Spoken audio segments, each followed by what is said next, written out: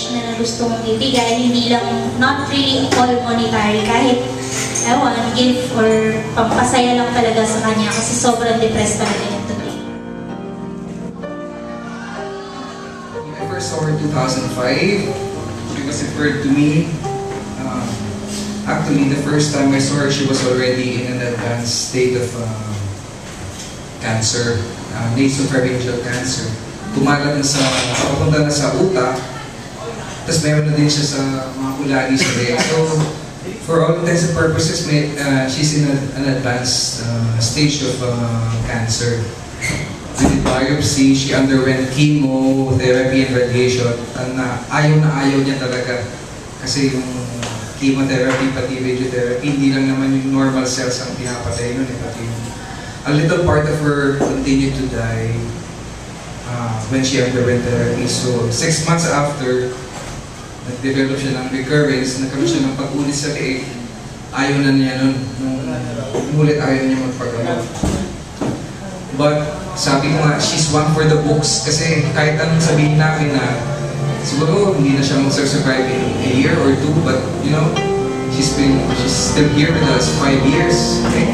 So for that alone,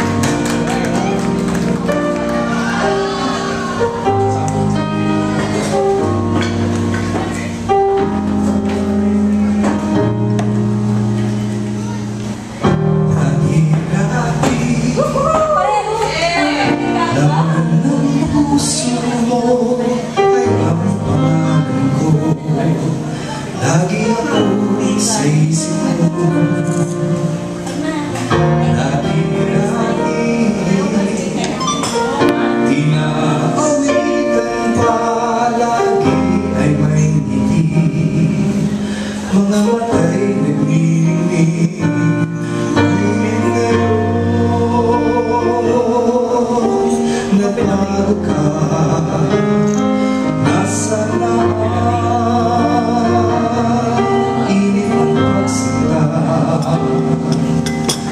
pangako mo'y hindi magwawakas. Ihaglong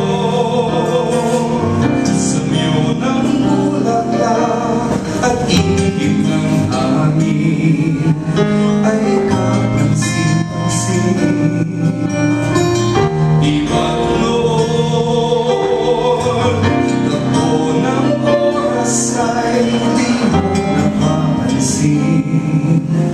Laging naglalamig, ngunit ngayon ay laro na. Sigla tamis ng iyong pagsinta.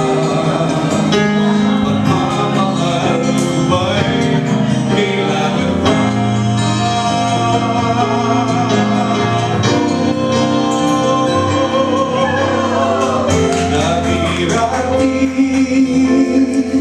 Mga pangako ko'y kandugan mong lakas, sa pagsubok kay tatag.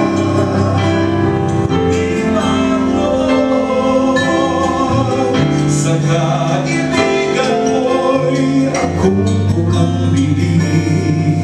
Bakit ngayon'y anong lamig? Di mo alam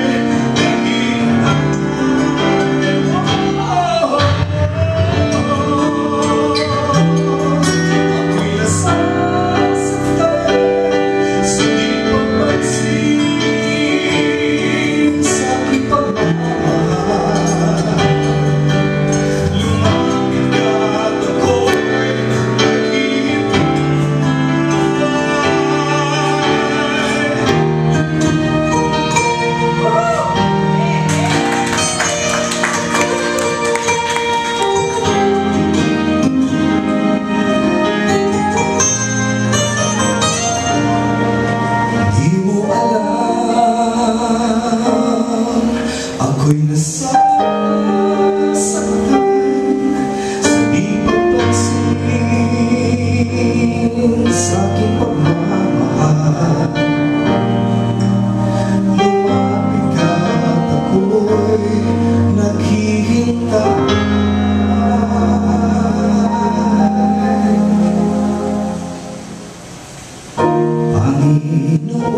Panginoon, ako'y nabulag ng mandarayang mundo. Ako'y patawarin mo. Mula ngayon, ang buhay kong ito'y iaalay sa'yo. Gamitin mo ko gaya ng dati. Gaya